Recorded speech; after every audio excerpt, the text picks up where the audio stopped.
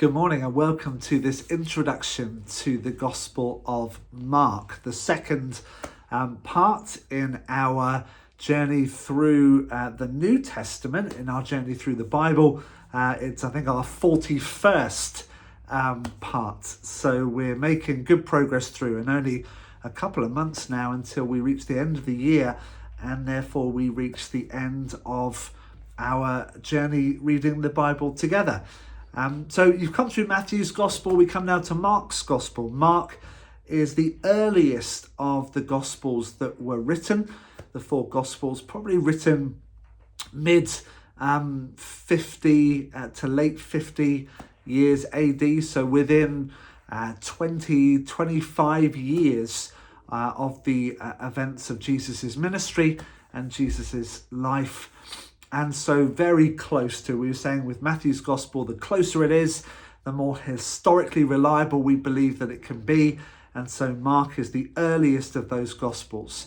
And really, Mark is kind of writing because the disciples of Jesus, the actual disciples who followed him most closely, are being arrested, put in prison, and some of them executed. And so there is this question of, as the eyewitnesses themselves are leaving, how do we have an accurate account of what happened in the life of Jesus, the ministry of Jesus, the events of his life, his death, his resurrection, that can reliably be passed on to believers in the years to come as persecution gets greater and those church leaders are taken away? How do we have a reliable document that tells us about Jesus and the good news that he comes to bring? And so they began to write down the events of his life. So Mark, we believe John Mark, who was a companion of Peter's mentioned in Acts, wrote down the events, the key events of Jesus's life. And Mark is as I say, the earliest of the Gospels. We know that Matthew and Luke certainly refer to Mark when they're writing their Gospels as well. Probably written either in Rome or in Syria. It's seeking to kind of answer those questions of the main events of Jesus's life for those perhaps who had never met Jesus, or even any of the main kind of disciples as well. Mark's Gospel starts abruptly and it ends even more abruptly than it starts. So with Matthew, you get that genealogy, you get the setting of the scene, you get the birth narratives of Jesus. Mark's Gospel, no, it kind of sets out very kind of quickly the beginning of the good news about Jesus the Messiah.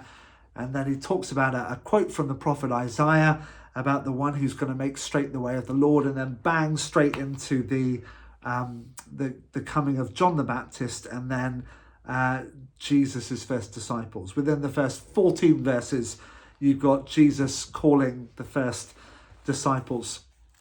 For Mark, beginnings, new beginnings are the important thing. You know, we often focus on endings in our society, don't we? In the sense that where you end up is more important than the beginning, you know? So how much you end up with in your bank account, you know, how much your final salary is when you've finished your work. The kind of house that you end up in is more important than how you begin. But for Mark, actually, the beginnings are really important. And I think maybe that can give us a clue as to why his gospel ends so abruptly. You know, it's the shortest of the Gospels, only 16 chapters, only kind of 8 days that we're going to be looking at this, which is shorter than the other Gospels that we're going to be reading together.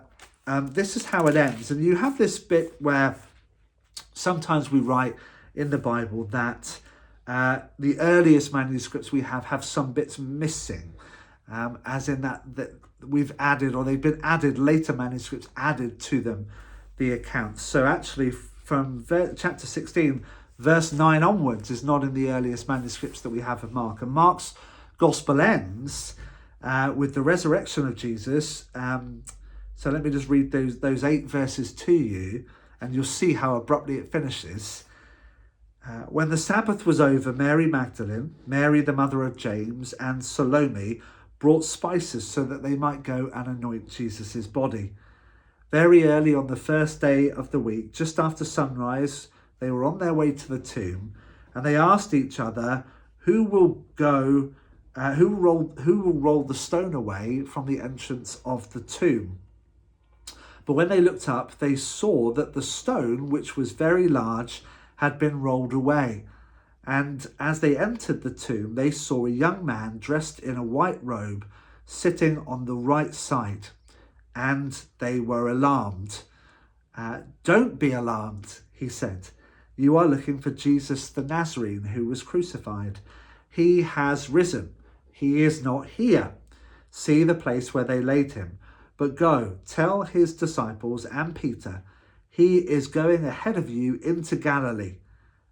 There you will see him, just as he told you. Trembling and bewildered, the women went out and fled from the tomb. They said nothing to anyone because they were afraid. And that's where those earliest accounts that we have of Mark's gospel end. And so in that sense, for Mark, the end is not as important as the beginning, because here is a new beginning, perhaps the greatest of new beginnings, the beginning of this kind of post-resurrection world where Jesus, the Messiah, the one who Isaiah prophesied all those years before and John came to proclaim, has risen.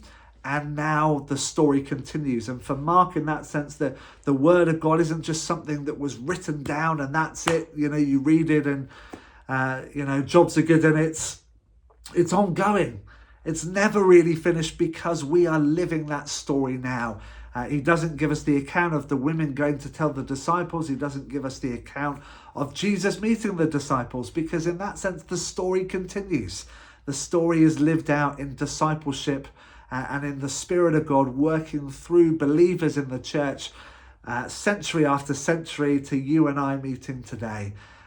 So I guess that the question that's there in Mark's gospel is, what are those beginnings for you? How is that story continuing on in your life? How is the good news, or gospel is another word that we use for good news, of Jesus being lived out in your life? You know, there's a long history of 2,000 years between the moments that we're reading about and you coming to faith.